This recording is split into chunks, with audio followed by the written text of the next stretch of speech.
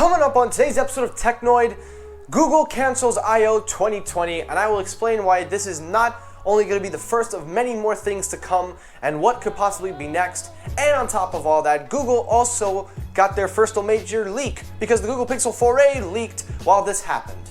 So yeah, all that and more, so stay tuned.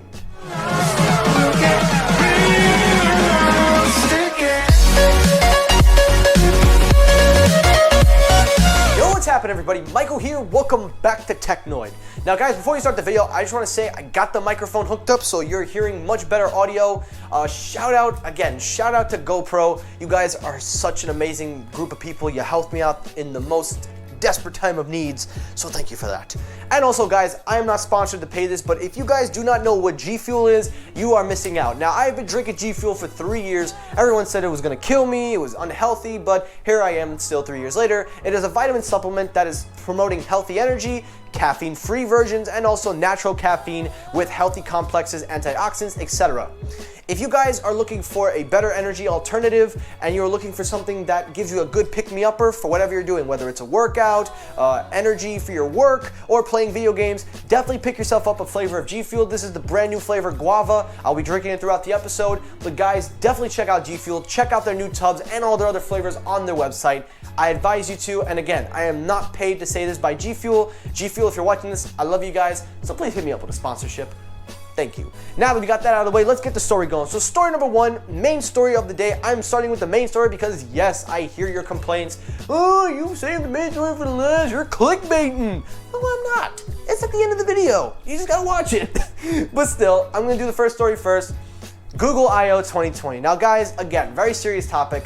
Google I/O 2020 has been canceled due to the coronavirus fear, and Google is basically refunding everybody that paid for admissions and will be doing something different. They will be doing a I/O press conference, but just not with the public. Now, this is something similar to what Sony did when CES was canceled, or whatever that press conference was. Whatever the case is, it was canceled due to the fear of the coronavirus, and now Google is stepping in and saying we can't do this. This is a smart move on Google, and I think what's going to happen now is a lot of major tech companies are going to be postponing their events, or they're just going to have to do it online because the coronavirus is really a big threat, guys. This is something that is just taking storm, and I really do believe now things are getting worse. I've said it before and I've said it again, this is only going to get worse, and honestly, this is what happens. Now, Apple with WWDC around the corner, I think they're probably going to do an online live stream because, listen, no company wants to be responsible for passing the virus because Google I/O 2020, any tech company that makes this event, they're responsible for whatever happens for the safety of anybody.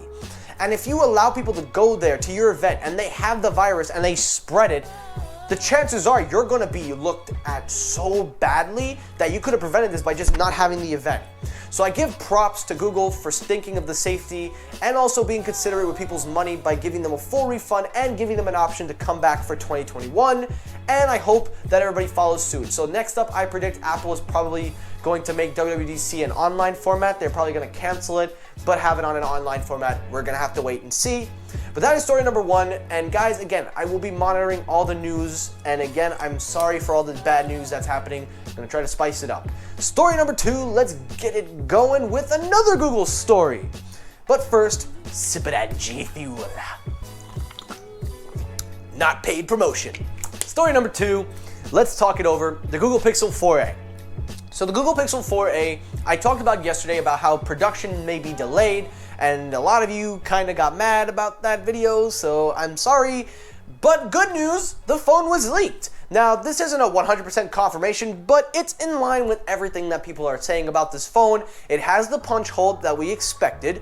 It has the fingerprint scanner on the back. It looks like it will be housing a plastic back once again, and we could presume there's a 3.5 millimeter, but we can't really see it in the photo.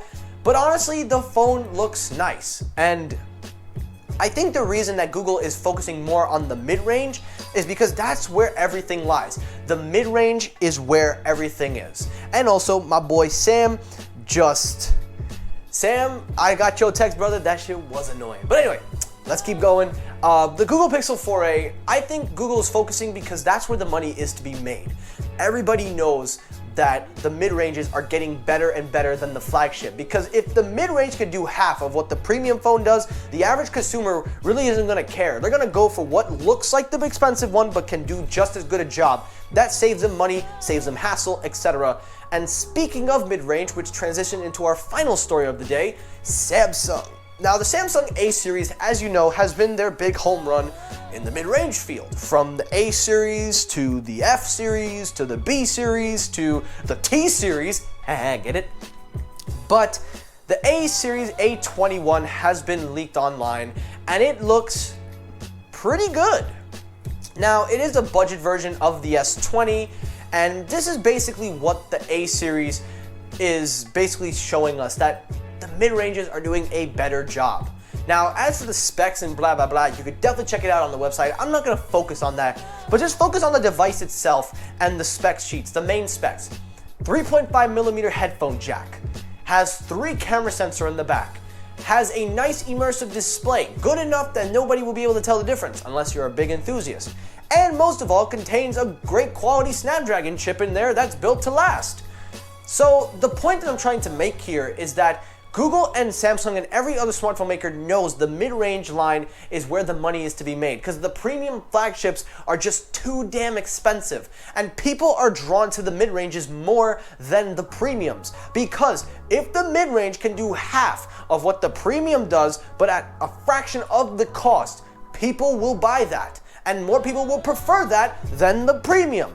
So it only makes sense that Samsung and everybody else is focusing on the mid-range and not so much on the premiums.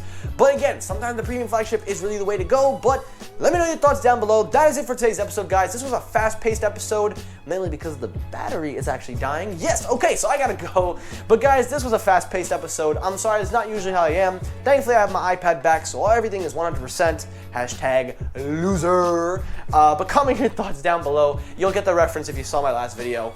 But thank you guys so much for watching. Like, comment, subscribe. Let me know what you think of the stories today. And as always, again, check out G Fuel if you want some natural energy. And peace.